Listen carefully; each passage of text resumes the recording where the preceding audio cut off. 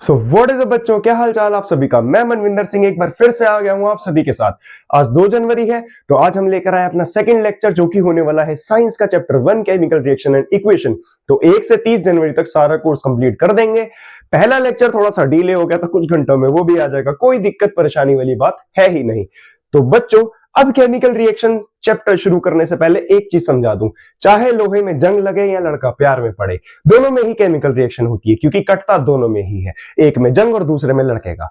चलो तो अब शुरू करते हैं हम अपने चैप्टर को। तो चैप्टर का नाम है केमिकल रिएक्शन एंड इक्वेशन। अब इस चैप्टर में हमें क्या क्या पढ़ना है, सबसे पहले केमिकल रिएक्शंस के बारे में पढ़ना है, फिर बैलेंस्ड इक्वेशन के बारे में पढ़ना है, फिर टाइप्स ऑफ रिएक्शन के बारे में पढ़ना है, फिर ऑक्सीडेशन रिडक्शन के बारे में पढ़ना है, और लास्ट में कोरोजन और रेंसिडिटी के बारे में पढ़ना है। तो सबसे पहले जानते हैं कि केमिकल रिएक्शन होती क्या है। देखो, जब आप बोर्ड्स में बैठोगे तो आपको पेपर नहीं आएगा, क्योंकि आप पढ़ के तो गए नहीं होगे, तो आपके पेट में बहुत सारी गड़बड़ होगी। किस चीज की? आपको बहुत सारा पास्ट याद आएगा, पता नहीं क्या क्या होगा, तो वो आपकी बॉडी में केमिकल रिएक्शन हो रही है। इसी तरीके से बोर्ड्स का ये बड़ा फेमस चैप्टर है, बड़ा फेवरेट चैप्टर है, जो कि जिसके क्वेश्चन सीधे सीधे देखने को मिलते हैं चैप्टर में से। तो चलो बच्चों, अब इसका एक्सप्लेनेशन देने से पहले मैं आपको समझाना चाहता हूं कि केमिकल रिएक्शन होता क्या है। तो सबसे पहले देखते हैं केमिकल रिएक्शन क्या होता है। मान लो हमने एक कप चाय बनाई, क्या बनाई? चाय बनाई। तो हमने चाय में क्या किया, सबसे पहले पानी डाला। कुछ गधे ऐसे भी होते हैं जो पहले दूध डालते हैं, कोई बात नहीं, सबसे पहले पानी डालते हैं, पानी में चाय पत्ती डालते हैं, फिर क्या डालते हैं? चीनी। जब उसे अच्छे से हमारा ऐसा महसूस हो जाए कि भाई जो चाय पत्ती डाली थी वो एक्सट्रैक्ट हो चुका है, फिर उसमें क्या डालते हैं? दूध।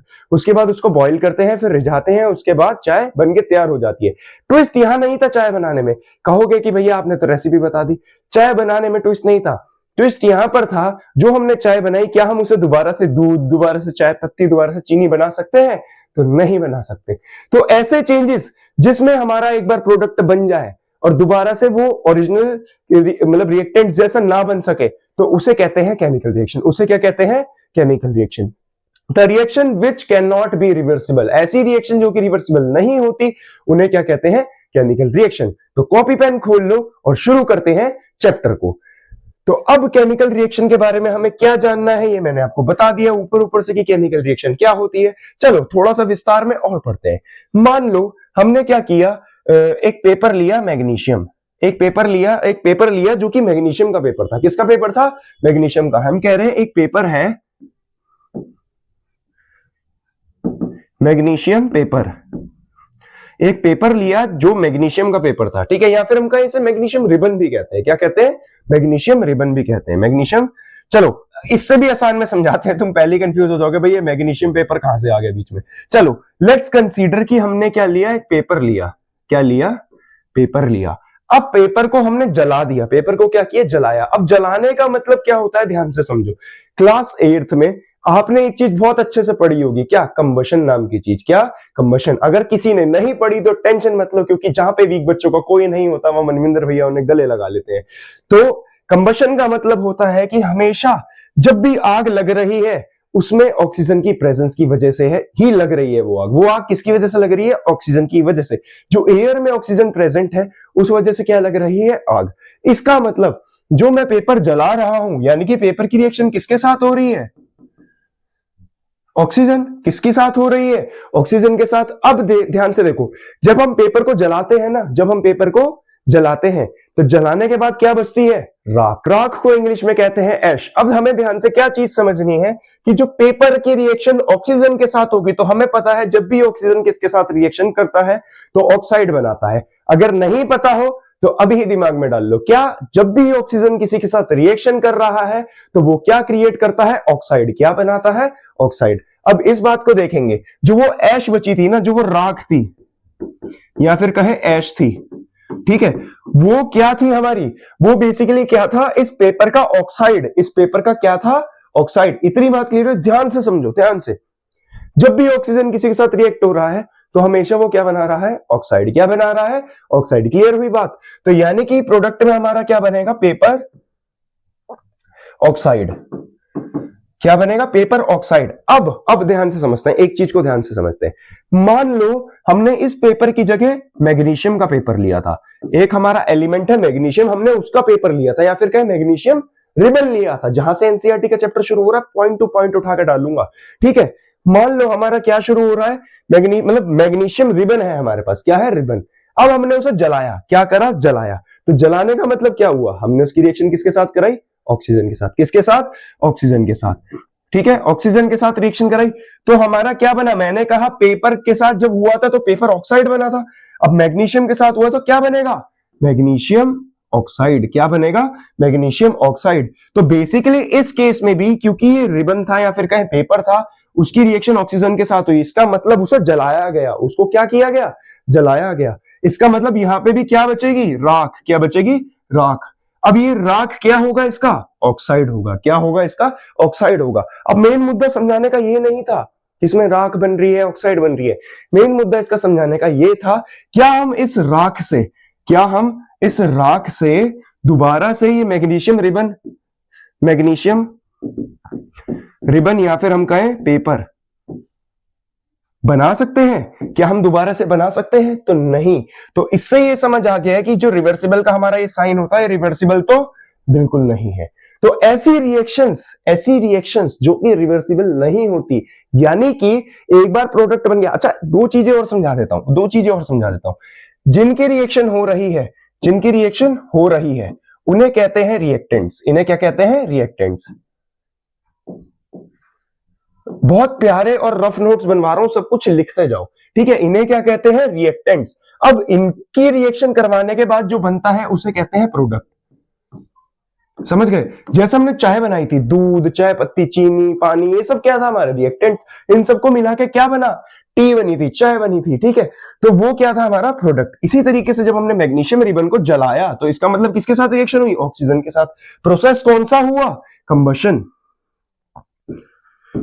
प्रोसेस कौन सा हुआ, कंबशन। तो मैग्नीशियम का जब ऑक्सीजन के साथ रिएक्शन करवाई तो हमारा कंबशन का प्रोसेस हुआ, तो हमारा क्या बना, मैग्नीशियम ऑक्साइड, जिसे कहते हैं राख। जिसे क्या कहते हैं, राख।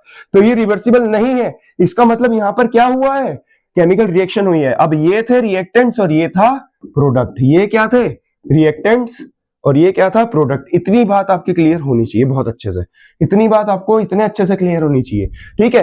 तो ऐसे सब्सटेंसेस जो कि एक बार रिएक्शन करने के बाद ऐसा प्रोडक्ट बना दे जो कि रिवर्सिबल ना हो, उसे कहते हैं केमिकल रिएक्शन। उसे क्या कहते हैं, केमिकल रिएक्शन। जैसे बोर्ड्स में आफ्टर रिजल्ट भी केमिकल रिएक्शंस होती है। कैसी कैसी, कि किसी की लाइफ में क्या होता है, ये मम्मी पापा फोन वगैरह छीन लेते हैं, काफी आजादियां बंद कर देते हैं, ट्रस्ट टूट जाता है, शायद वो ट्रस्ट जिंदगी में कभी दोबारा बन ना पाए, ठीक है। तो ऐसी नौबत ना आए, इसलिए मैं कह रहा हूं मेरे साथ जुड़ो और पढ़ लो।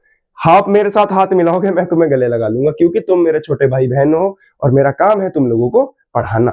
तो चलो अब आगे शुरू करते हैं केमिकल रिएक्शन से आगे वाले टॉपिक पे। अच्छा, केमिकल रिएक्शन सबको बहुत अच्छे से समझ आया ना। अच्छा, एक चीज और मैं बता दूं, अगर लेक्चर देखने के बाद आपको किसी भी टॉपिक में, किसी भी चैप्टर, क्लास 10th की कोई भी सब्जेक्ट, इंग्लिश, मैथ, साइंस को लेके इन तीनों सब्जेक्ट में किसी भी टॉपिक में डाउट रहता है, तो मेरी इंस्टाग्राम आईडी मेंशन हो जाएगी, अभी आपको मेंशन हो रही होगी। तो उसको क्या करना है, आपको बेसिकली सीधा वहां जाके फॉलो कर लेना, मैसेज कर लेना, ठीक है। हो सकता है मैं फॉलो बैक भी दे दूं, आप मैसेज भी कर लेना, ठीक है।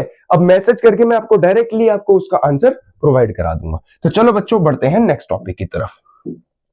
तो नेक्स्ट टॉपिक है हमारा केमिकल इक्वेशन के बारे में, यानी कि केमिकल रिएक्शन को तो जाना हमने, क्या जाना, केमिकल रिएक्शन को जाना। लेकिन केमिकल इक्वेशन क्या होती है, केमिकल इक्वेशन क्या होती है, या फिर हम इसे कहते हैं skeleton form of chemical reaction. इसे हम क्या भी कहते हैं, skeleton form of chemical reaction. अच्छा, स्केलेटन से देखो, एक ही चीज बताऊंगा, उससे सब समझ आ जाएगा। इंसानी बॉडी है, जैसे मैं हूं, अब मैंने बॉडी तो बना रखी है, लेकिन मेरी बॉडी के अंदर क्या है, मेरी बॉडी के अंदर ऑर्गन्स है।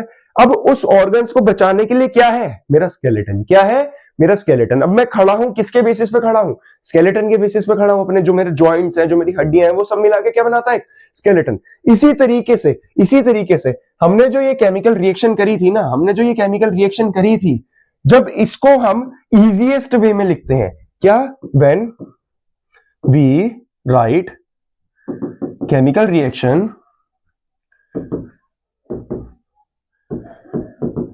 in easiest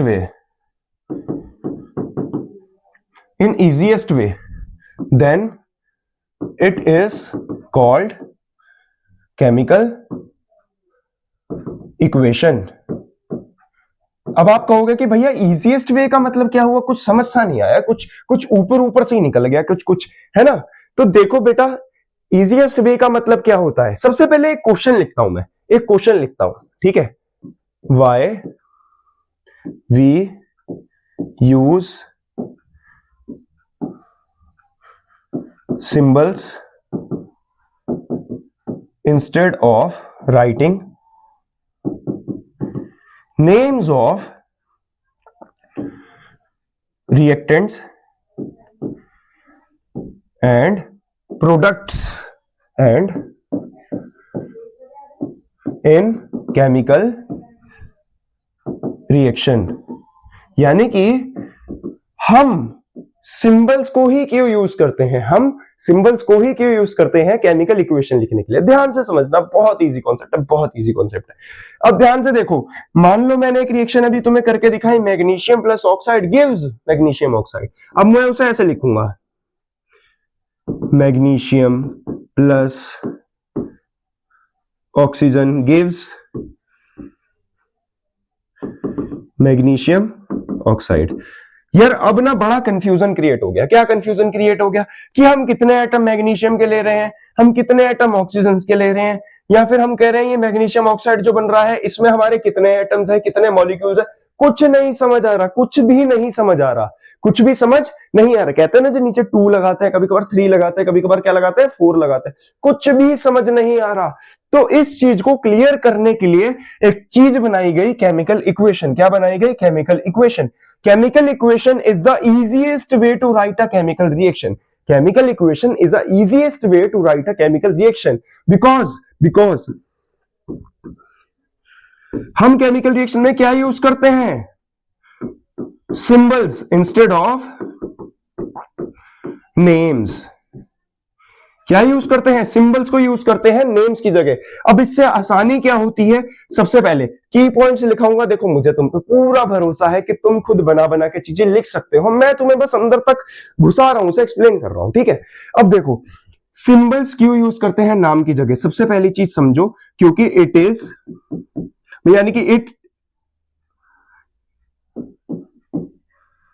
easily understandable. और दूसरी क्या है? रिड्यूसेस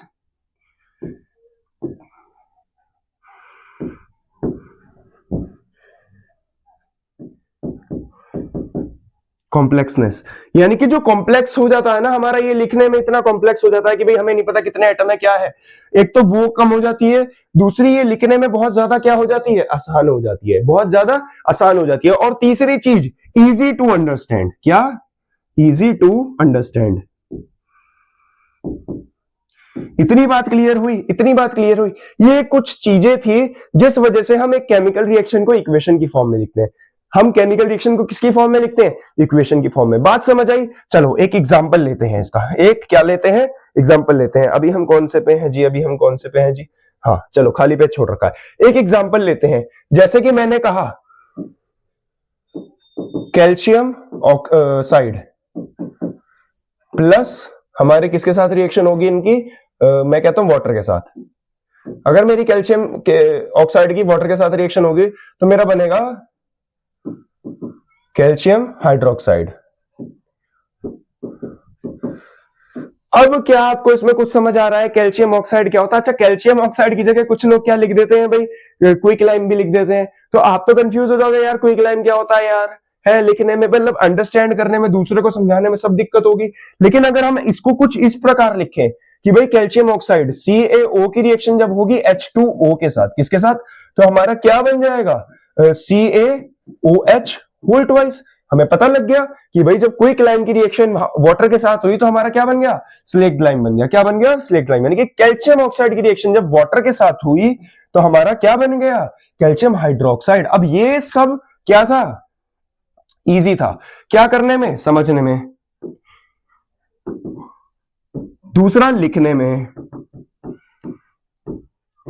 ठीक है, ये सब इजी था लिखने में और समझने में। क्लियर हुई बात? इसलिए हम इक्वेशन को यूज करते हैं। और इक्वेशन को क्या बोलते हैं?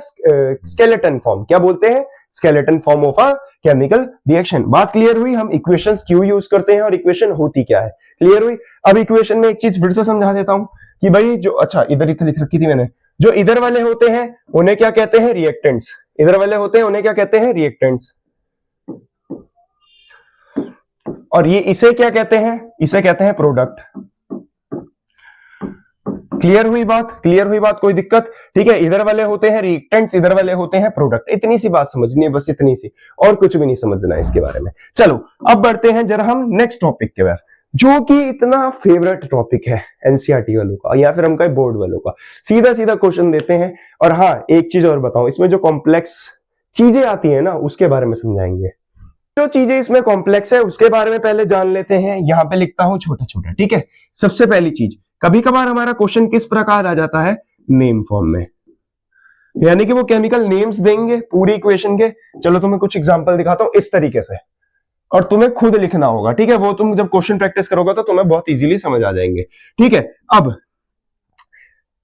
सबसे पहला क्वेश्चन जनरेट होता है, why it is necessary to balance a chemical reaction. चलो लिखवा देते हैं। तुम मेरे प्यारे प्यारे छोटे भाई बहन हो, तो तुम्हारे लिए इतना तो बनता ही है कि क्वेश्चन क्या बनता है, व्हाई इट इज इंपॉर्टेंट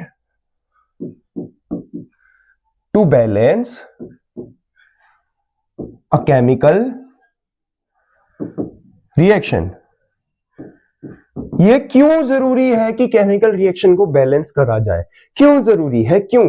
कोई बच्चे के पास जवाब है, नहीं हो सकता किसी के पास जवाब, और अगर है भी तो बेटा बहुत अच्छी बात है, और अगर नहीं भी है तो भी बहुत अच्छी बात है, क्योंकि अब तुम मेरे पास हो, तुम्हें जवाब पता लग जाएगा। अच्छा, ये बोर्ड में नहीं पूछा जाएगा ऐसा क्वेश्चन, ऐसा क्वेश्चन बच्चे के दिमाग में आता है। कुछ बच्चे बड़े खुराफात होते हैं कि ये चीजें भैया काम कहाँ आ रही है जिंदगी में।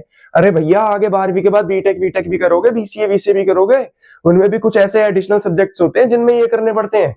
तुम तो ये सोच रहे होगे कि भाई हमारे कोडिंग के सब्जेक्ट हैं, हम तो कोडिंग करेंगे जी, जाके ये करेंगे। बेटा सब पढ़ना पड़ता है, फिजिक्स भी, केमिस्ट्री भी, मैथ्स भी, तब तुम्हारी पतलून ढीली हो जाएगी। तो इसलिए कह रहा हूं कॉन्सेप्ट अभी से लेके चलो। कुछ छोटे मोटे चुच्चे कॉन्सेप्ट वो भी होते हैं जो अब भी आ जाते हैं, जो हमें भी देखने को मिल जाते हैं। समझ गए बात को? छोटे मोटे कॉन्सेप्ट ही ना पता हो ना तो पता ही नहीं लगता क्या हो रहा है क्या नहीं हो रहा। इसलिए कहते हैं 9वीं 10वीं 11वीं 12वीं बहुत अच्छे से कर लेनी चाहिए। चलो अब आगे पढ़ते हैं।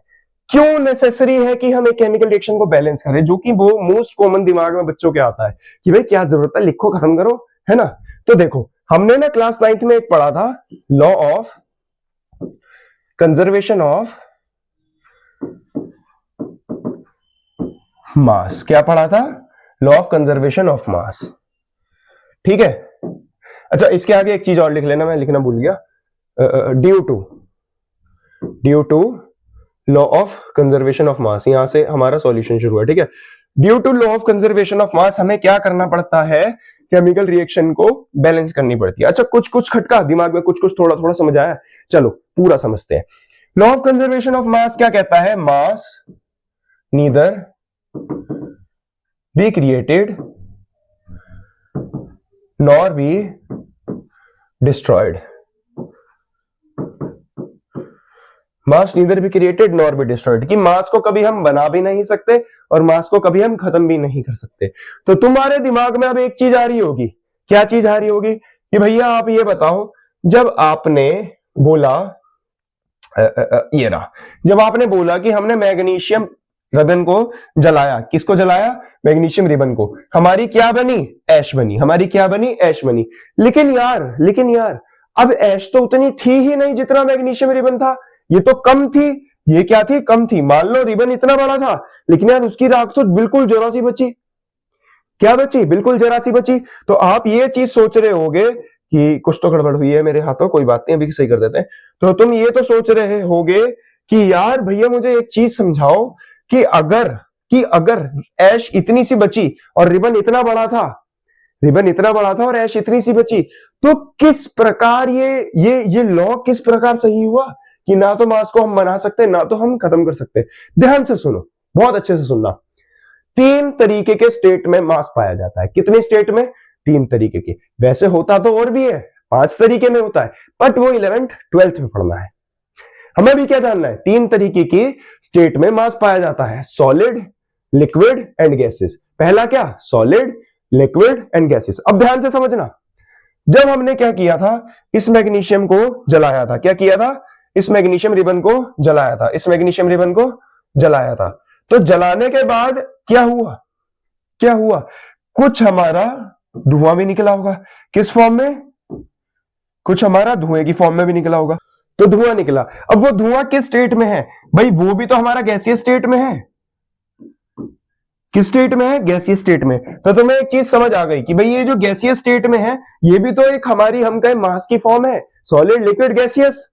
ये जो एयर होती है, जो धुआं उड़ के एयर में जाता है, तो ये भी तो किस फॉर्म में है, गैसियस में। तो क्या मास डिस्ट्रॉय हुआ, नहीं, कुछ मास सॉलिड फॉर्म में रह गया और कुछ मास उड़ गया, धुआं बन गया, कुछ मास धुआं बन के उड़ गया। तो मास डिस्ट्रॉय नहीं हुआ, मास ने बस अपनी स्टेट चेंज कर ली, मास ने बस अपनी स्टेट चेंज कर ली, मास उड़ा नहीं है, मास वही है। क्लियर हो गई बात। Mass neither be created nor be destroyed. जिसकी वजह से क्या होता है, जिसकी वजह से क्या होता है, हमें क्या करना पड़ता है, we have to balance number of atoms in LHS and RHS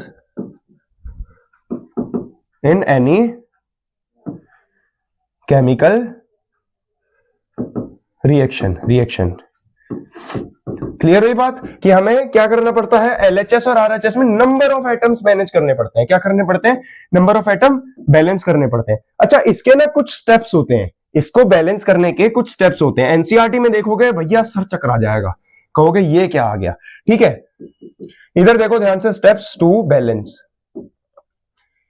मैं 3 स्टेप में कराऊंगा और 3 स्टेप में कहानी खत्म, 3 स्टेप में कराऊंगा और कहानी खत्म। ठीक है, वैसे तो वो एक्चुअली में 7-8 ही स्टेप है, पर मैं उसे 3 में ऐसे कराऊंगा, कहानी खत्म हो जाएगी। सबसे पहले राइट अ अनबैलेंस्ड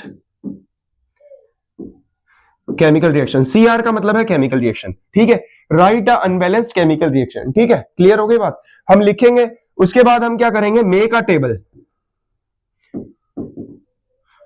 एक टेबल बनाना है जिसमें हमें क्या क्या रखना है। मान लो इस प्रकार हमने टेबल बना दी, क्लियर है। अब यहां पे ऐसे 3 कॉलम्स बनाने हैं, यहां पे ऐसे ऊपर लिख लो एलिमेंट्स, यहां पे लिख लो LHS और यहां पे लिख लो RHS। ऐसे टेबल बनाना है। अब यहाँ पे हमें क्या करना है, मल्टीप्लाई वगैरह करके बैलेंस, वो मैं सिखाता हूं कैसे करना है, ठीक है। और थर्ड स्टेप में हमें क्या करना है, एक केमिकल रिएक्शन को खोल खोल के लिखना है, खुला खुला। ठीक है, अब उसमें बस नंबर फिट कर देना है, फिट द नंबर, उस नंबर्स को फिट कर देना है। किस प्रकार, अब चलो एक केमिकल रिएक्शन हम बैलेंस करके देखते हैं। एक केमिकल रिएक्शन को क्या करके देखते हैं, बैलेंस। देखो हमारी केमिकल रिएक्शन क्या है, सेम वही, Mg plus O2 gives MgO, यानी कि मैग्नीशियम रिबन को जब हमने जलाया, यानी कि ऑक्सीजन के साथ रिएक्शन करवाई, तो क्या बना, मैग्नीशियम ऑक्साइड। लेकिन ध्यान से देखो यहां पे मैग्नीशियम, अब एक रूल और समझा दूं एक रूल और समझा दूं, अगर किसी कैपिटल लेटर के साथ स्मॉल लेटर है तो इसका मतलब वो पूरा ही एक एलिमेंट का सिंबल है, वो पूरा ही एक एलिमेंट का सिंबल है। बात क्लियर हुई, बस यही रूल था छोटा सा, है ना। चलो अब ध्यान से एक चीज को समझेंगे कि सबसे पहला स्टेप क्या था, हमें अनबैलेंस केमिकल रिएक्शन लिखनी है, तो हमने लिख ली Mg। चलो पेन को थोड़ा चेंज करते हैं, किसी अच्छे से कलर से करते हैं ना, पिंक से। चलो हमने पहले स्टेप में क्या लिखना था, Mg plus O2 gives MgO, unbalance chemical reaction. अब सेकंड स्टेप में क्या करना था, टेबल बनाना था। चीट बना लिया टेबल, यहां पे लिखना है एलिमेंट्स, यहां पे क्या लिखना है LHS, यहां पे क्या लिखना है RHS। अब आपको पता है LHS ये है, RHS ये है ना, इतनी बात तो आपको पता होगी, इतनी बात तो पता होगी। अब हम क्या करेंगे, ध्यान से देखो, यहां पे देखो कितने तरीके के एलिमेंट है, Mg, एक Mg है, एक O है। यहां पे देखो, यहां पे भी Mg और O है, तो लिख लेंगे Mg और O, एलिमेंट अलग अलग करके लिख ले। अब LHS में देखो मैग्नीशियम कितने हैं, इसके आगे कुछ लगा हुआ नहीं, तो यानी कि मैग्नीशियम 1 है। कितने हैं, 1 है। कितना है, 1 है। ऑक्सीजन देखो, अब O2 था, O क्या था, 2, यानी कि ऑक्सीजन के कितने एटम्स हैं, 2, ऑक्सीजन के कितने एटम्स हैं, 2। अब यहां पर देखो मैग्नीशियम का 1 है और ऑक्सीजन का भी 1 है, मैग्नीशियम का 1 है और ऑक्सीजन का भी 1 है। ध्यान से समझना, बहुत प्यार से और बहुत ध्यान से समझना है। अब क्या इसमें कुछ अनबैलेंस है, हाँ, यहाँ पे यार ऑक्सीजन का 2 है, यहाँ पे 1 है, यहाँ पे हमें रिप्रेजेंट ऐसे करना है कि इक्वल है, चाहे उड़ गया वो हमें नहीं दिखाना ना, हमें क्या दिखाना है कि जो जितना मास यहां था उतना ही मास यहां पर है ना। तो यार यहाँ पे तो ऑक्सीजन 2 थे, यहाँ पे 1 कैसे रह गया? तो अब इसको बैलेंस करेंगे मल्टीप्लाई करके। तो 1 को अगर 2 बनाना है तो किससे मल्टीप्लाई करें? 2 से। तो 2 1 जा 2। अब दुविधा भी एक और आ गई। अच्छा, तीसरा स्टेप पहले कर लेते हैं, इस रिएक्शन को खोल खोल के लिख लेते हैं। Mg plus O2 plus MgO, sorry plus लगा दी गलती से, यहाँ पे वो आएगा गिव्स। अच्छा, ये साइन गिव्स का होता है, ठीक है, प्लस MgO। अब दुविधा ये हो गई यार, ये Mg और O साथ में है, इनके बीच में तो प्लस था, लेकिन ये साथ में है तो 2 लगाए कहां से? देखो ध्यान से समझना, जब भी साथ में होता है ना तो 2 हमें आगे ही लगाना पड़ता है। कहां लगाना पड़ता है? आगे ही लगाना पड़ता है। अब अगर हमने आगे लगाया तो एक ट्विस्ट और जनरेट हुआ, अगर हमने आगे लगाया है तो एक ट्विस्ट और जनरेट हुआ। यहाँ पे ऑक्सीजन तो 2 हुआ ही हुआ, लेकिन यहाँ पे मैग्नीशियम भी क्या हो गया? 2। मैग्नीशियम भी क्या हो गया? 2। तो अब Mg भी 2, O भी 2। अब O तो बैलेंस हो गया, लेकिन Mg को भी करने के लिए 2 से मल्टीप्लाई कराना पड़ेगा 2। अब देखो Mg और O अलग अलग है, इधर LHS में अलग अलग है, तो नॉर्मली इसके आगे लगा के खत्म कर देंगे, नॉर्मली इसके आगे लगा के खत्म कर देंगे। तो ध्यान से देखो, Mg के 2 2, O के 2 2। तो अब हमें जो थर्ड स्टेप में हमने क्या किया था, इन्हें लिखा था, इनके आगे नंबर पुट कर देंगे, यानी कि Mg के आगे 2 लगाया था और यहाँ पे 2 लगाया था, यानी कि ये हमारी क्या बन गई? Balanced chemical reaction. क्या बन गई? Balanced chemical reaction. क्लियर है? चलो एक बार देख लो, मैं साइड हो जाता हूं, स्क्रीनशॉट लेना है, पॉज करके लिखना है, लिख लो। अब आगे बढ़ते हैं। चलो कुछ रिएक्शंस और है हमारे पास। Zinc plus hydrochloric acid gives zinc chloride plus hydrogen. चलो, जिंक का क्या होता है? Zn। हाइड्रोक्लोरिक का एसिड का क्या होता है? HCl। गिव्स जिंक क्लोराइड यानी कि ZnCl2 प्लस हाइड्रोजन यानी कि H2। ठीक है, अब हमें इसे क्या करना है? बैलेंस। तो यानी कि पहले अनबैलेंस लिख ली, अब उसके बाद टेबल बना लिया। क्या बना लिया? टेबल। स्टेप्स को बहुत अच्छे से समझेंगे, बहुत इजी चीज है ये, है ना। यहां क्या लिखना है? एलिमेंट्स। क्या लिखना है? एलिमेंट्स। यहां पे क्या लिखना है? LHS। यहां पे क्या लिखना है? RHS। बात क्लियर हो गई? बात क्लियर हो गई? कोई डाउट, कोई दिक्कत होनी नहीं चाहिए। अब हमें क्या करना है? एलिमेंट्स पहचानने हैं। मैंने क्या कहा था, अगर कैपिटल के साथ अगर कोई स्मॉल है तो यानी कि वो पूरा एक एलिमेंट का सिंबल है।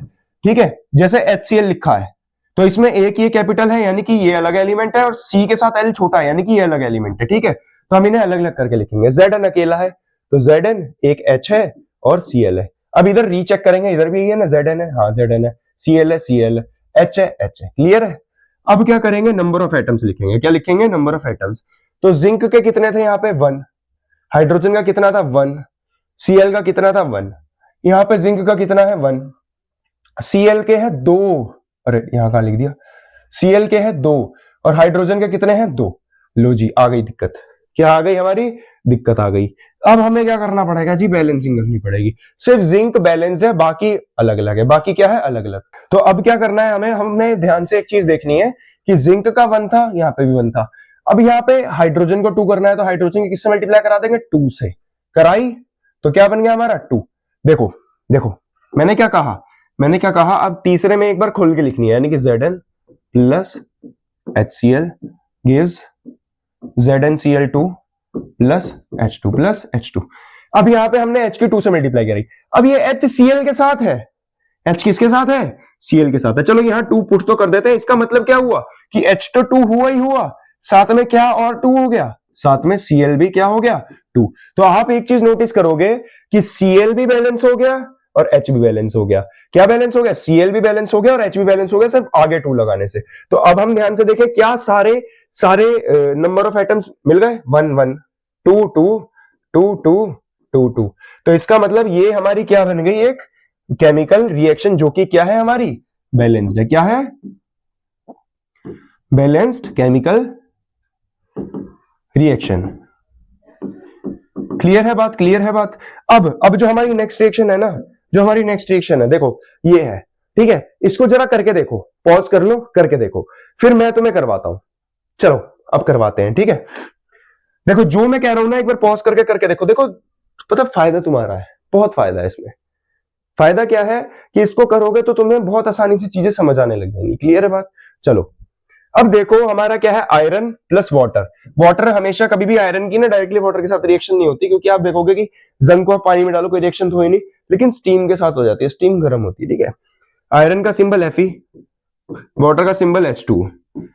तो हमारा क्या बन जाएगा? ध्यान से देखो, हमारा बन जाएगा Fe3O4 plus H2, Fe3O4 plus H2। अरे तो भाई हमारी ये रिएक्शन थी Fe plus H2O plus Fe3O4 plus H2। तो अब हमें इसे क्या करना है जी, बैलेंस करना है। क्या करना है, बैलेंस। तो बैलेंस करने के लिए क्या बनाएंगे, एक जगह थोड़ी कम है तो टेबल साइड में बना रहा हूं, ठीक है। एक टेबल बनाएंगे, यहाँ पे 3 कॉलम्स बनाएंगे। अच्छा ये टेबल नहीं बनाया ना तो नंबर नहीं मिलेंगे, इस बात का याद रखना। एलिमेंट और आपका यहाँ पे क्या है, LHS और यहाँ पे RHS। अच्छा ना, बहुत सारे तरीके के क्वेश्चन आते हैं इसके, जैसे MCQs में भी आ जाते हैं। आपको रिएक्शन दी होगी, आगे XYZ दिया होगा, बोलेंगे XYZ की वो बताओ, जो भी बैलेंस करके जैसे नंबर्स लिखते हैं ना ये बताओ, तो आपको रफ में बैलेंस करके देखना होगा। या फिर 2 नंबर में वैसे आ जाएगा कि इसे बैलेंस करो, इसे बैलेंस करो। ऐसे नाम भी दे सकते हैं और आपको ऐसे लिख के भी दे सकते हैं, कुछ भी दे सकते हैं। आपको प्रैक्टिस करनी है। जो हमारा कल सैटरडे का लेक्चर होगा ना, उसमें मैं यही प्रैक्टिस करवाऊंगा। जो लाइव क्लास होगी रात को, यही प्रैक्टिस कराऊंगा और तुम्हें बहुत अच्छे से प्रैक्टिस करनी है। क्लियर हुई बात? तो चलो अब इसको करते हैं बैलेंस। अब इसको बैलेंस करने के लिए हमें क्या करना पड़ेगा, ध्यान से एक चीज देखेंगे। यहाँ पे ये एक एलिमेंट है, ये एक एलिमेंट और ये एक एलिमेंट, यानी कि टोटल कितने एलिमेंट है, 3। Fe, H और O लिख लेते हैं। Fe, H और O। अब यहाँ पे Fe कितने हैं, 1 है जी। यहाँ पे H कितना है जी, 2 है। और O कितना है जी, 1 है। यानी कि ये जो 2 है ना, ये H के साथ का है। अब यहाँ पे Fe कितने हैं जी, 3 है। यहाँ पे O कितना है जी, 4 है। और यहाँ पे H कितना है जी, 2 है। यानी कि हमें बैलेंसिंग तो काफी करनी पड़ेगी, बैलेंसिंग तो हमें काफी करनी पड़ेगी। तो सबसे पहले हमें क्या करना पड़ेगा, सबसे पहले जो अकेला है ना उसको बैलेंस करते हैं। Fe कितने चाहिए, 3 चाहिए, तो 3 से मल्टीप्लाई कराए, 3 बन गया। तो सीधा सीधा साथ के साथ अब पहले खुल के एक रिएक्शन लिखो, Fe plus H2O gives Fe3O4 plus H2। खोल के इसलिए लिखवाता हूं ताकि उसमें आसानी से आप नंबर लिख सको, ठीक है। अब Fe के आगे हमने क्या लगा दिया, 3, क्योंकि Fe की किससे मल्टीप्लाई कराई थी, 3 से, तो इसके आगे 3 लगा दिया। अब हमें बैलेंस क्या करना है, O बैलेंस करना है। तो O की नॉर्मल सी बात है, 4 से मल्टीप्लाई कराएंगे तभी क्या बनेगा, 4।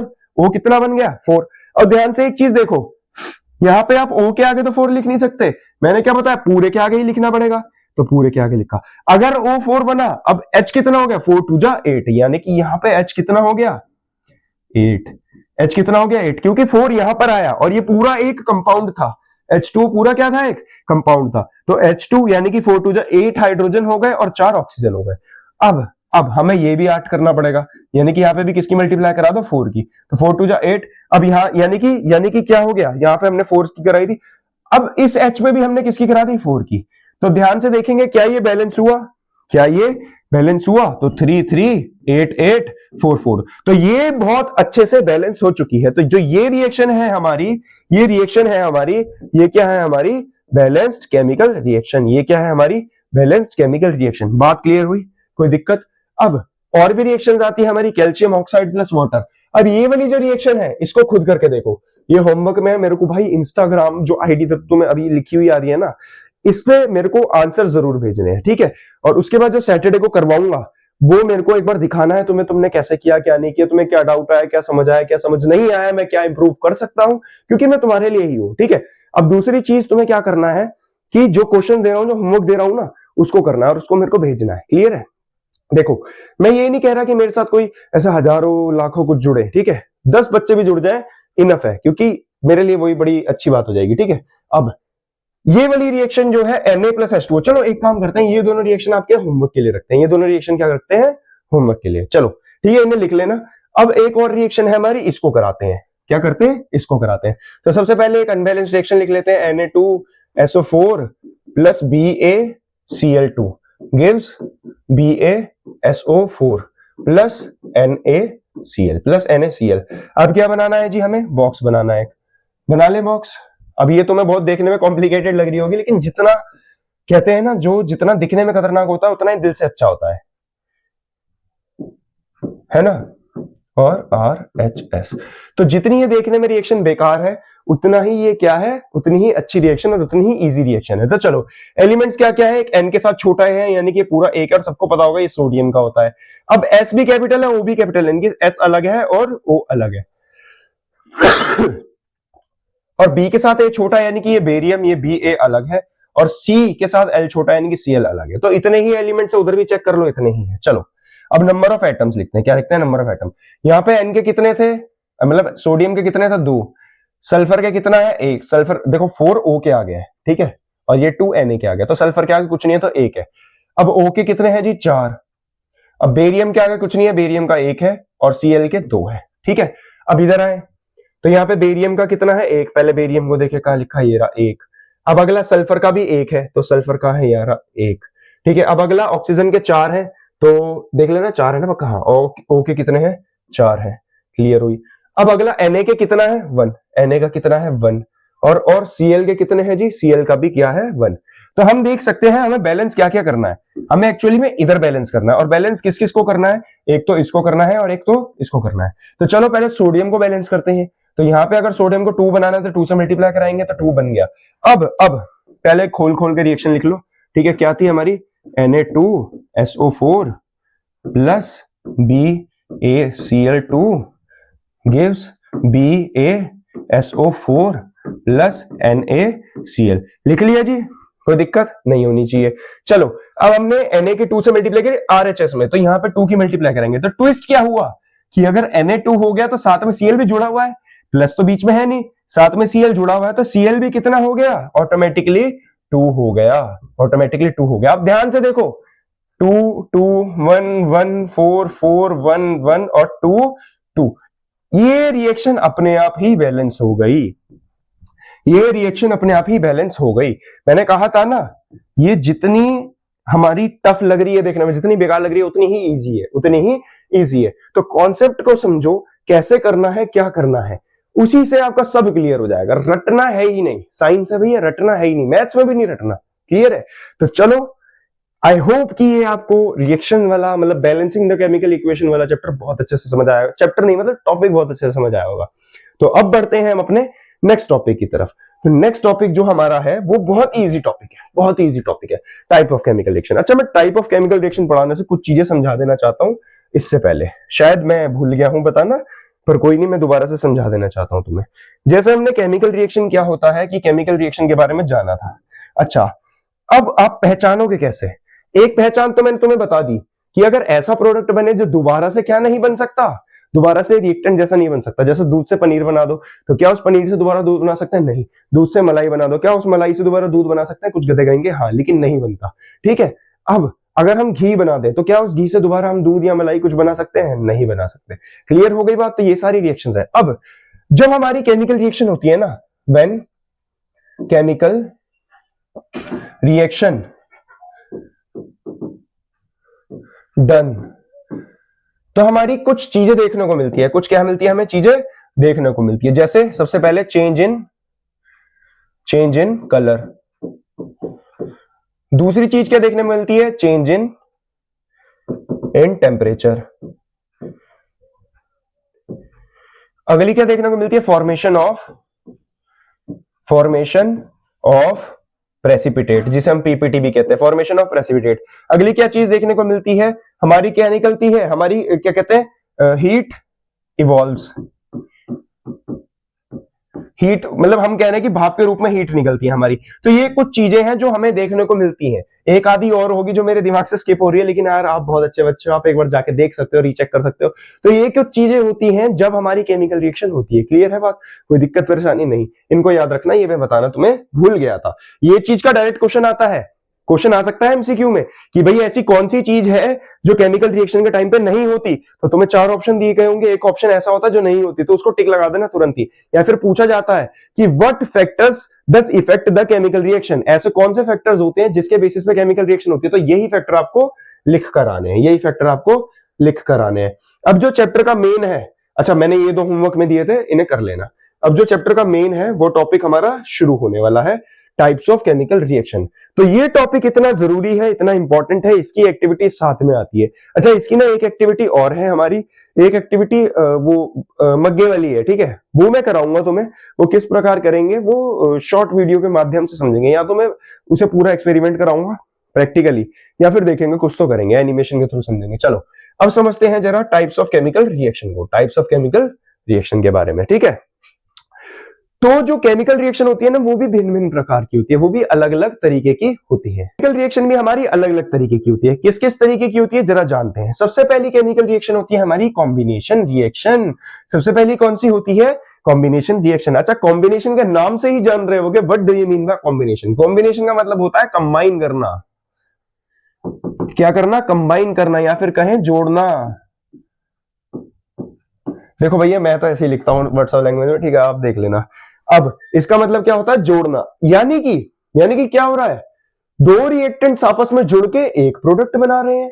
ठीक है, चलो इसकी थोड़ी सी ना डेफिनेशन लिखते हैं। when two or more reactants combine together to form a product is called, उसे क्या कहते हैं हम? केमिकल, ओ सॉरी, उसे क्या कहते हैं हम? Combination reaction. क्या कहते हैं? Combination reaction. अब इसमें ना ट्विस्ट यही है कि प्रोडक्ट सिर्फ एक ही बनता है, किसी किसी केस में तुम्हें लिखा मिल जाएगा क्या कि भाई H2 निकली है, किसी केस में लिखा मिल जाएगा हीट, किसी केस में से ट्राइंगल से बना होगा जिसका मतलब भी समझाएंगे। ठीक है, वो सब क्या होता है उसको भी बताते हैं जरा। ठीक है, सबसे पहले समझ लिया कि जब दो या दो से ज्यादा रिएक्टेंट आपस में जुड़ जाते हैं तो हमारा क्या बनाते हैं? एक प्रोडक्ट। उसे क्या कहते हैं? Chemical reaction. अब आगे समझते हैं। चलो एक एग्जांपल लेते हैं। मान लो हमने कैल्शियम की रिएक्शन करवाई, किसके साथ? ऑक्सीजन के साथ। किसके साथ? ऑक्सीजन के साथ। अब ये दो प्रोडक्ट क्या हो गए? जुड़ गए तो क्या बना दिया इन्होंने? CaO, कैल्शियम ऑक्साइड बना दिया। कैल्शियम के ऑक्सीजन के साथ रिएक्शन हुई तो क्या बना दिया? Calcium oxide. तो ये हमारी क्या थी? ये हमारी कॉम्बिनेशन रिएक्शन थी। एक और एग्जांपल लेते थे। मान लो कैल्शियम ऑक्साइड की रिएक्शन हमने वाटर के साथ करा दी। किसके साथ करा दी? वाटर के साथ। तो हमारा क्या बन गया? कैल्शियम हाइड्रोक्साइड बन गया। क्या बन गया? कैल्शियम हाइड्रोक्साइड बन गया। तो ये हमारी सारी किस तरीके की रिएक्शन थी? ये हमारी सारी रिएक्शन थी कॉम्बिनेशन रिएक्शन। क्या थी? Combination reaction. क्लियर हुई बात? कॉम्बिनेशन रिएक्शंस थी हमारी सारी। अब अगर हम ध्यान से एक चीज को समझे, अब कॉम्बिनेशन रिएक्शन में भी ना दो तरीके की चीजें आती हैं। एक होती है जिसमें हीट लग रही है, एक होती है जो हीट दे रही है। जिसमें हीट लग रही है, एक होती है जो हीट दे रही है। अच्छा, कॉम्बिनेशन रिएक्शन तो बहुत आसानी से समझ आ गई होगी ना तुम्हें, वैसे दिक्कत परेशानी वाली बात तो नहीं है ना, बहुत इजी कॉन्सेप्ट है ये। ठीक है, जरा इधर देखो। अब एक होती है हमारी जो हीट लेती है, यानी कि एंडोथर्मिक। दूसरी होती है जो हीट देती है, एक्सोथर्मिक। एक होती है जो हीट लेती है, दूसरी होती है जो हीट देती है। अब एंडोथर्मिक एक्सोथर्मिक क्या है? देखो, एंडोथर्मिक का मतलब, एंडो का मतलब लेना। ठीक है, अब इसमें हम क्या लिखेंगे? इन विच हीट इज, और क्या लिख दिया मैंने? In which heat is absorbed. उसे क्या कहते हैं? Endothermic reaction. जिसमें in which heat is evolved. Evolved का मतलब होता है निकलना। ठीक है, इवॉल्व्ड का मतलब होता है निकलना। या फिर हम बात करें जिसमें हीट हमारी एक्सर्ट हो रही है, बाहर जा रही है, ठीक है, उसे क्या कहते हैं? Exothermic reaction. अच्छा, तुम्हें एक कॉन्सेप्ट और समझाऊं। जो हम खाना खाते हैं, यानी कि C6H12O6। अच्छा, तुम्हें नहीं पता होगा, जो भी हम खाना खाते हैं ना, वो फर्दर ग्लूकोजेस में टूट जाता है। किसमें? ग्लूकोज में कन्वर्ट हो जाता है। रेस्पिरेशन बहुत सारे प्रोसेस होता है, लाइफ प्रोसेस चैप्टर में इसको बहुत अच्छे से समझाऊंगा। ठीक है, तो हमारा क्या हो जाता है? वो खाना ग्लूकोज में कन्वर्ट हो जाता है। ग्लूकोज का फॉर्मूला होता है C6H12O6। ठीक है, ग्लूकोज में क्या हो जाता है? हमारा कन्वर्ट हो जाता है। तो जब ग्लूकोज की रिएक्शन हमारी किसके साथ होती है? नॉर्मल सी बात है, जो रेस्पिरेशन हो रही है, क्या हो रही है? रेस्पिरेशन हो रही है। तो किसके साथ रिएक्शन हो रही होगी हमारी? होती है, अरे पेन कहां गया, ये रहा। इसकी रिएक्शन होती है ऑक्सीजन के साथ। किसकी रिएक्शन होती है? ऑक्सीजन के साथ। तो हमारा क्या बनता है भाई? कार्बन डाइऑक्साइड रिलीज होती है। ठीक है, दूसरा क्या बनता है? वाटर बनता है हमारी बॉडी में। और तीसरा क्या बनता है? एनर्जी, जिसे हम दूसरी क्या भी कहते हैं? ATP। अब एनर्जी बेसिकली क्या है? एनर्जी है हीट की फॉर्म। एनर्जी क्या है? हीट की फॉर्म। तुमने कभी देखा होगा कि क्या होता है, कभी कभार हम ऐसे जंक खा लेते हैं तो हमारे अंदर से ऐसे गर्मी सी निकलती है। वो क्या होता है कि excessive amount of heat generate हो जाती है ड्यू टू हाई एसिड। ठीक है, तो बेसिकली वो भी हम लाइफ प्रोसेस में पढ़ेंगे, क्या हो रहा है क्या नहीं हो रहा है। ठीक है, बट उसमें क्या होती है? हमारी हीट ज्यादा अमाउंट में बन जाती है। ठीक है, जिसे हम क्या कहते हैं? अब वो हमारी किस तरीके की रिएक्शन में आ गई? एक्सोथर्मिक रिएक्शन में। ठीक है, यही दो कॉन्सेप्ट थे, एंडोथर्मिक और एक्सोथर्मिक। इसमें और भी गैसेस आती है, जैसे burning of burning of natural gas, burning of natural gas, मतलब वही CH4 की अगर हम O2 के साथ रिएक्शन कराते काफी कुछ आता है, ठीक है।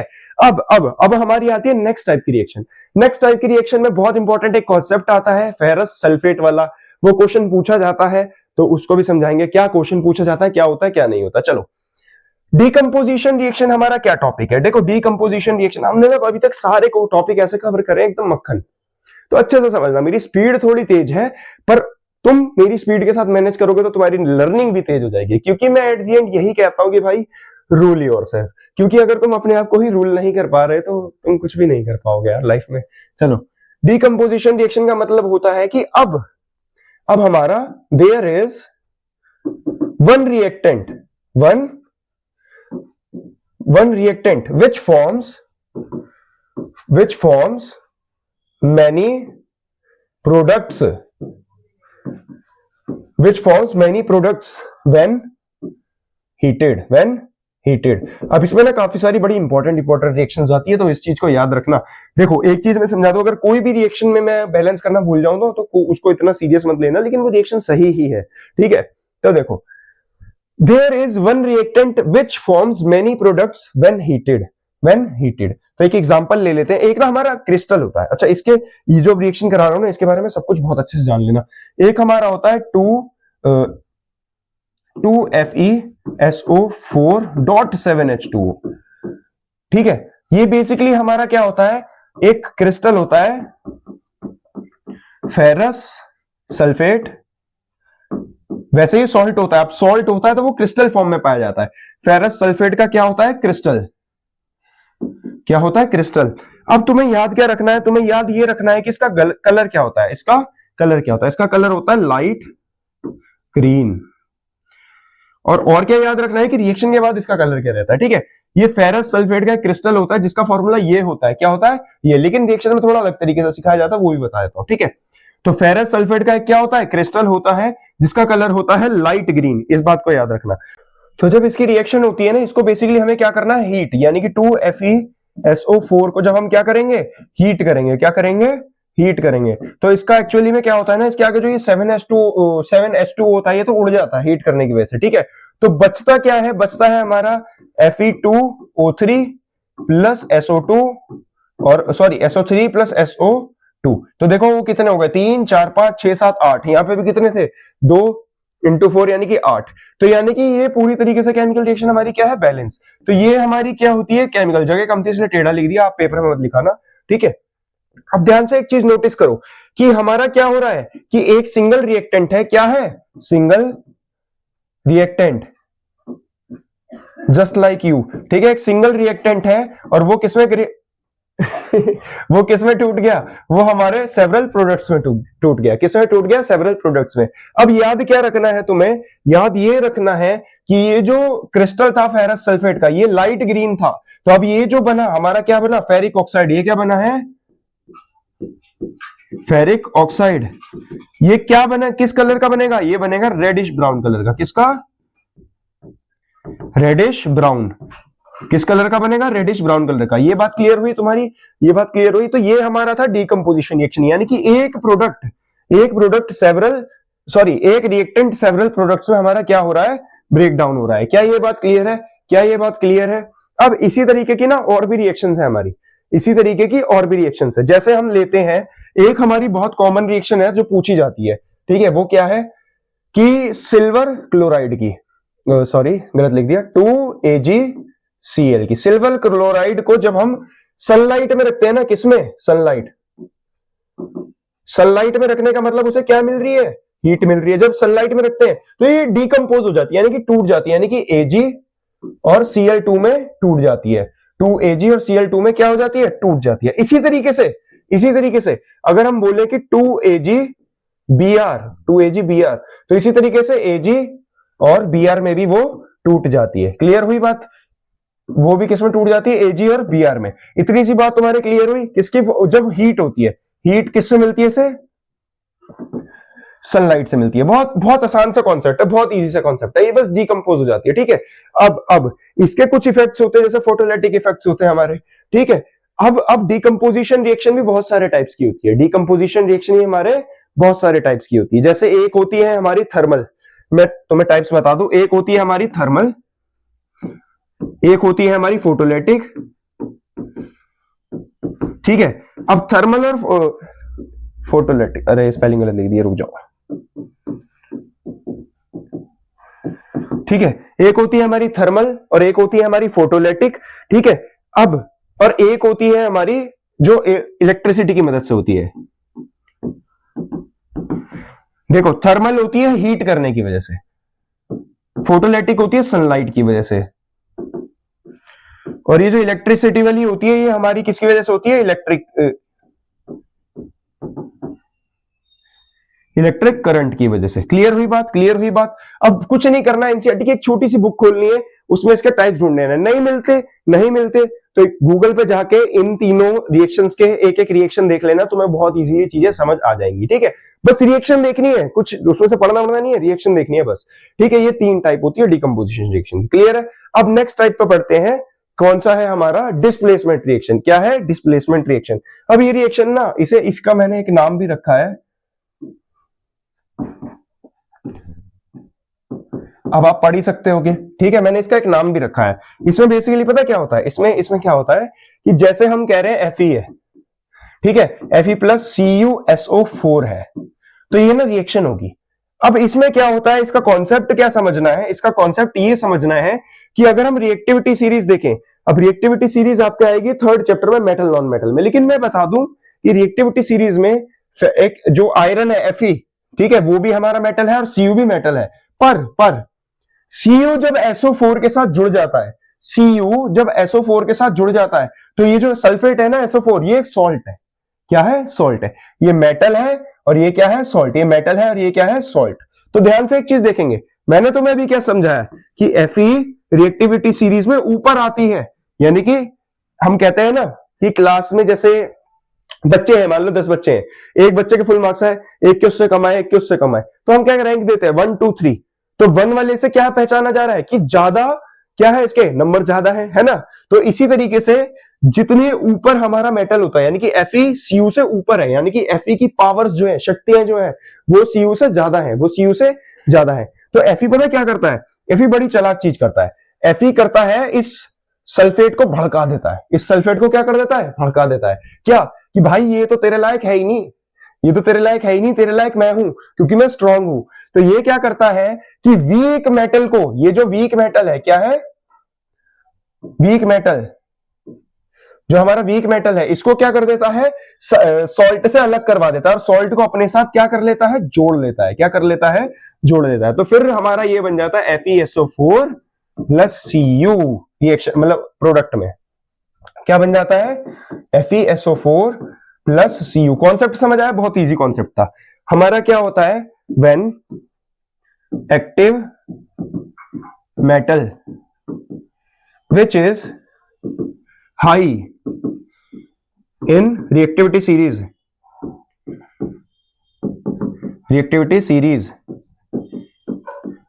जो हमारा एक्टिव मेटल होता है जो कि हाई रिएक्टिविटी सीरीज में होता है, it separates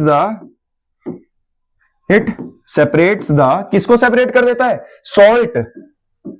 salt from weak metal, weak metal से किसको अलग कर देता है, सॉल्ट को, ठीक है, एंड कंबाइंस विद सॉल्ट, ठीक है। अब उसको, ये जो सल्फेट था, इसको क्या कर लेगा, अपने साथ जोड़ लेगा और क्या बना देगा, एक सॉल्ट फॉर्म कर देगा, ठीक है। इस तरीके की रिएक्शन को कहते हैं डिस्प्लेसमेंट रिएक्शन। क्या कहते हैं, डिस्प्लेसमेंट रिएक्शन। बहुत इजी कॉन्सेप्ट, कुछ था ही नहीं, बहुत आसान सा कॉन्सेप्ट, ठीक है। अब इसकी और भी तरीके की रिएक्शंस आती हैं, कुछ इतना हमें वो पढ़ने की जरूरत है, मैं तुम्हें फिर बता रहा हूं। एक ऐसी एक्टिविटी है जो डायरेक्टली पूछी जाती है, वो एक्टिविटी मैं करवाऊंगा तुम्हें, वो मैं प्रैक्टिकली या फिर 3D एनिमेशन से कुछ भी करके कराऊंगा, वो बड़ी मस्त और बड़ी इंपॉर्टेंट है, ठीक है। अब अगली आती है डबल डिस्प्लेसमेंट रिएक्शन। क्या आती है, डबल डिस्प्लेसमेंट रिएक्शन। कुछ नहीं है, उसमें क्या हो रहा था, एक सॉल्ट इधर से इधर फुदक रहा था, इसमें दो चीजें आपस में बढ़ रही है। क्या हो रही है, दो चीजें आपस में बदल रही हैं, ठीक है। जैसे हम कहते हैं सोडियम सल्फेट और बेरियम क्लोराइड ले लेते हैं, है ना। चलो, sodium sulphate plus barium chloride. तो कुछ नहीं होगा, बहुत इजी कॉन्सेप्ट है, बहुत इजी। ये सल्फेट बेरियम के साथ जाके जुड़ जाएगा और ये क्लोराइड सोडियम के साथ जुड़ जाएगा। तो हमारा बन क्या जाएगा, sodium chloride plus barium sulphate, कुछ ऐसा ही होता है, या फिर BaSO4 ही होता है, ठीक है, बेरियम सल्फेट। बात क्लियर हो गई। तो ये है हमारी डबल डिस्प्लेसमेंट। ये क्या है, हमारी डबल डिस्प्लेसमेंट। इजी से भी इजी था, डबल डिस्प्लेसमेंट तो सबसे इजी होती है, ठीक है। अब ऐसी बहुत सारी हमारी रिएक्शंस आती हैं जिसको आप एक बार में ही पढ़ के पहचान सकते हो। पहचान नहीं आती है किस तरीके की रिएक्शन है, ठीक है, पहचान सकते हो, बहुत इजी बात है ना। अब हमारा क्या है, oxidation and reduction, one of the important concept of this chapter, ठीक है। ऑक्सीडेशन देखो बहुत इजी मेथड में समझाऊंगा, कुछ भी नहीं है, पता है, टुच्ची सी चीज है। सबसे पहले यहां लिख लेते हैं ऑक्सीडेशन और दूसरा है रिडक्शन। ऑक्सीडेशन और रिडक्शन। एक चीज और, वीडियो रोक रोक के बीच में नोट्स बनाते रहना, वो बहुत ज्यादा जरूरी है, ठीक है, वो बहुत ज्यादा जरूरी है, क्योंकि जो हमारा संडे वाला या सैटरडे वाली लाइव क्लास आने वाली है उसमें इसके क्वेश्चंस कराऊंगा। तो तुम्हें अगर चैप्टर ही नहीं पता होगा तो तुम क्वेश्चंस कैसे कर लोगे, ठीक है। क्वेश्चंस करवाऊंगा एडवांस थोड़े से, है ना। तो चलो इधर देखो, oxidation and reduction, oxidation and reduction. तो चलो ऑक्सीडेशन रिडक्शन को समझते हैं जरा। ऑक्सीडेशन का बहुत सिंपल मतलब होता है, ऑक्सीडेशन का मतलब होता है एडिशन ऑफ ऑक्सीजन और या फिर removal of hydrogen. Oxidation of मतलब क्या मतलब होता है ऑक्सीडेशन का, एडिशन ऑफ ऑक्सीजन या फिर रिमूवल ऑफ हाइड्रोजन। अब रिडक्शन का क्या मतलब होता है, addition of hydrogen and removal of oxygen, removal of oxygen. बात क्लियर हुई, addition of hydrogen and removal of oxygen. बहुत इजी कॉन्सेप्ट, बहुत इजी कॉन्सेप्ट। अच्छा समझते हैं जरा इसको भी आगे। देखो अगर किसी एलिमेंट में जाके ऑक्सीजन जुड़ रहा है, क्या हो रहा है, जुड़ रहा है, डिपेंड नहीं करता चाहे हाइड्रोजन में जुड़ रहा हो चाहे किस में जुड़ रहा हो, हाइड्रोजन में ही। बस हमें क्या देखना है कि ऑक्सीजन उसमें जुड़ रहा है, तो हम पहचान जाएंगे क्या हो रही है, ऑक्सीडेशन। चलो ऑक्सीडेशन का जरा एक एग्जांपल लेते हैं, ऑक्सीडेशन का एक एग्जांपल लेते हैं। Cu प्लस O2 लिया तो क्या बन गया, CuO। क्या बन गया, CuO। ध्यान से देखो, ऑक्सीजन Cu के साथ जाके क्या हो गया, जुड़ गया। ऑक्सीजन Cu के साथ जाके जुड़ गया तो हमारा क्या हो गया, ऑक्सीडेशन। अब जरा रिडक्शन को देखते हैं। अच्छा एक ऐसी रिएक्शन लिखता हूं मैं जरा, अगर हम रिएक्शन करेंगे किसकी, CuO की H2 के साथ, किसके साथ, H2 के साथ, तो हमारा क्या बन जाएगा, Cu प्लस H2O। क्या बन जाएगा, Cu प्लस H2O। अब आप कहोगे इसमें यार ऑक्सीडेशन क्या हो रहा है, रिडक्शन क्या हो रहा है। मैंने क्या कहा, ऑक्सीडेशन का क्या मतलब हो रहा है, एडिशन ऑफ ऑक्सीजन या फिर रिमूवल ऑफ हाइड्रोजन। तो देखो क्या कहीं पर हमारा एडिशन ऑफ ऑक्सीजन हुआ है, तो हाँ इस H में क्या जुड़ा है, यहां पर जाके ऑक्सीजन जुड़ा है। क्या जुड़ा है, ऑक्सीजन। चाहे H में ही जुड़ रहा हो, मैंने कहा वो डिपेंड नहीं करता, बस जुड़ना क्या चाहिए हमारा, ऑक्सीजन जुड़ना चाहिए। क्या जुड़ना चाहिए, ऑक्सीजन। तो ऑक्सीजन जुड़ा तो यानी कि यहां पे क्या हुई है हमारी, ऑक्सीडेशन। क्या हुई है हमारी, ऑक्सीडेशन। अब वहीं पर अगर हम दूसरी तरफ देखें तो यहाँ पे CuO है, CuO है। अब CuO से क्या हट गया, CuO से हमारा O हट गया, यानी कि रिमूवल ऑफ ऑक्सीजन हुआ है। तो यानी कि ये वाली रिएक्शन किस तरीके की रिएक्शन है, रिडक्शन। जो ये CuO से Cu बन गया ये रिडक्शन है, और ये जो H2 से H2O बन गया ये एडिशन है, सॉरी ऑक्सीडेशन है। ऑक्सीडेशन इसलिए हुआ क्योंकि यहाँ पे ऑक्सीजन का एडिशन हुआ है, ठीक है। अब यहाँ पर रिडक्शन इसलिए हुआ क्या कि क्योंकि यहाँ पे CuO से O हटा है, रिमूव हुआ है, ठीक है। अब जिस रिएक्शन में रिडक्शन और ऑक्सीडेशन दोनों हो, जिस रिएक्शन में रिडक्शन और ऑक्सीडेशन दोनों हो, क्या बोला मैंने, जिस रिएक्शन में रिडक्शन और ऑक्सीडेशन दोनों हो, ठीक है, उसे क्या कहते हैं हम, उसे कहते हैं रिडॉक्स रिएक्शन। उसे क्या बोला जाता है, उसे बोला जाता है रिडॉक्स रिएक्शन। क्या बोला जाता है, रिडॉक्स रिएक्शन। कौन कौन सी होती है reduction reaction, contains both oxidation and reduction, ठीक है। बहुत इजी कॉन्सेप्ट, समझ आया होगा, बहुत इजी कॉन्सेप्ट। जो लिखना है लिख लो, क्लियर है, लिख लिया। चलो अब आगे बढ़ते हैं। अब हमारे इस चैप्टर का लास्ट एंड इंपॉर्टेंट टॉपिक, इतना ज्यादा नहीं होता पर ठीक है, इसके बारे में ज्यादा कुछ मैं लिखवाऊंगा भी नहीं, ओरली ज्यादा बताऊंगा, ठीक है। ये आता है हमारा कोरोजन एंड रेंसिडिटी, ठीक है, कोरोजन एंड रेंसिडिटी। इसके बारे में हमें क्या पढ़ना है उसके बारे में सीधे सीधे जानते हैं, ठीक है। कोरोजन का मतलब होता है जंग लगना। क्या लगना? रस्ट लगना। क्या लगना? रस्ट। अब रस्ट लगना का मेन मेथड नहीं है। कोरोजन का मतलब होता है किसी भी मेटल को, क्या? किसी भी मेटल या नॉन मेटल का ऑक्सीजन के साथ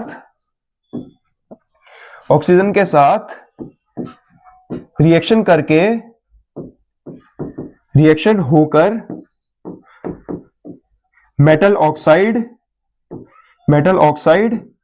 या फिर नॉन मेटल ऑक्साइड बनाना। अब ध्यान से समझो, जैसे आयरन है, Fe के साथ हमारी ऑक्साइड की रिएक्शन हुई, तो तुम कहोगे यार भैया ऑक्साइड तो बना, लेकिन जंग कैसे लगा? वो जो जंग लगा हुआ होता है ना, ध्यान से समझो, वो जो जंग लगा हुआ होता है, ठीक है, उसे ही कहते हैं कि हमारी किसके साथ रिएक्शन हो गई? ऑक्सीजन के साथ। जो मॉइस्चर में प्रेजेंट हमारी ऑक्सीजन थी, मतलब जो हमारी एयर में प्रेजेंट ऑक्सीजन थी, उसके साथ रिएक्शन हो गया, उसने क्या बना दिया? ऑक्साइड बना दिया। उसे कहते हैं कोरोजन। उसे क्या कहते हैं? कोरोजन। और रेंसिडिटी का क्या मतलब होता है? रेंसिडिटी का मतलब होता है जैसे हमारा खाना होता है ना, खाना क्या होता है? हमारा फूड। तो तुम देखोगे जैसे तुम फूड को रात भर बाहर छोड़ दो, किचन में बाहर छोड़ दो, फ्रिज में मत रखो, तो हमारा क्या होता है कि एक्चुअली जो एयर में प्रेजेंट ऑक्सीजन होती है ना, वो फूड के साथ रिएक्शन करवा जाती है। क्योंकि फूड में क्या क्या होता है? फूड में ऑयल्स होते हैं, फैट्स होते हैं। क्या होते हैं? ऑयल्स और फैट्स। अब उन ऑयल्स और फैट्स के साथ जब ऑक्सीजन रिएक्शन करता है तो कैसी रिएक्शन होती है? ऑक्सीडेशन। तो वो खाने को कर देती है खराब। इसलिए हम कहते हैं कि टेस्ट खराब हो गया, स्मेल गंदी आ रही है, ठीक है। तो उसको प्रिवेंट करने के लिए हम क्या करते हैं, जैसे चिप्स वगैरह होते हैं उसे एयर टाइट पैकेट में रखते हैं। चिप्स वगैरह को किसमें रखते हैं? एयर टाइट पैकेट में रखते हैं। या फिर हम बात करें कि अचार वचार है उसे तेल में डिबो के रखते हैं, या फिर जो भी चीज है हम उसे फ्रिज में रख देते हैं, ठीक है। तो ये सब चीजें होती है हमारी, जिसे प्रिजर्वेटिव्स कहते हैं। अब रेंसिडिटी का क्या मतलब समझ आया? जब भी हमारी किसी फूड आइटम की ऑक्सीजन के साथ रिएक्शन हो रही है और ऑक्सीडेशन रिएक्शन हो रही है, तो हमारा जो फूड खराब हो जाता है उसे कहते हैं रेंसिडिटी। तो यहां पर जो है हमारा, आप देखोगे कोरोजन, रेंसिडिटी समझ आया। कोरोजन फिर से समझा देता हूं। किसी भी मेटल नॉन मेटल की ऑक्साइड के साथ रिएक्शन हो रही है, तो वो मेटल या नॉन मेटल ऑक्साइड बना रहा है, तो उसे कहते हैं कोरोजन। या फिर हम कहें जो खाना है उसमें हमारा ऑयल और फैट्स प्रेजेंट है, जब भी हमारी किसी खाने की ऑक्सीजन के साथ रिएक्शन हो रही है, ऑक्सीडेशन रिएक्शन हो रही है, तो खाना खराब हो जाता है। उस खाने को खराब होने को कहते हैं रेंसिडिटी। तो ये चैप्टर का आखिरी टॉपिक था। तो सारे के सारे टॉपिक्स हमारे जो है कवर हो गए होंगे। इसके बाद देखो कुछ है तो कुछ नहीं है, कुछ नहीं है। तो यहां पे हमारा जो है चैप्टर दी एंड हो गया है, चैप्टर दी एंड हो गया। तो सारे ही कॉन्सेप्ट बिल्कुल अंदर तक घुस के और बहुत इजी वे में मैंने समझा दिए। इससे बाहर कुछ नहीं आता, इससे बाहर कुछ नहीं आता। कॉन्सेप्ट समझोगे तो सब कुछ समझ आ जाएगा। क्लियर है? अब एंड तो हो गया चैप्टर का। तो यार देखो, हमें इंस्टाग्राम पे फॉलो करना ना भूले, ठीक है। manvinder.pvt08 ये इंस्टाग्राम अकाउंट है, इसको फॉलो करें। क्योंकि अगर कोई डाउट होता है किसी भी चैप्टर का, जरूरी नहीं है ये लेक्चर डाला है तो इसी चैप्टर का पूछो, किसी भी चैप्टर का कोई क्वेश्चन नहीं आता, कुछ नहीं आता, डायरेक्टली मैसेज कर सकते हो, डायरेक्टली रिप्लाई मिलेगा, उसका सॉल्यूशन मिलेगा। वीडियो सॉल्यूशन मांगोगे, वीडियो सॉल्यूशन मिल जाएगा। आप वैसे कहोगे कि भाई आप कॉल पे बता दो, कुछ ऐसे कर दो, तो वैसे भी मिल जाएगा, ठीक है। तो कोई दिक्कत परेशानी नहीं है, डायरेक्टली जाकर फॉलो करें। और हाँ, अगर इस वीडियो में कुछ भी अच्छा लगा हो तो यार लाइक जरूर करो, क्योंकि आपके लाइक करने से मुझे भी मोटिवेशन मिलती है, ठीक है। लाइक करो, सब्सक्राइब करो, अपने सारे ही दोस्तों को शेयर करो। तो चलो मिलते हैं नेक्स्ट वीडियो में, तब तक के लिए बाय बाय।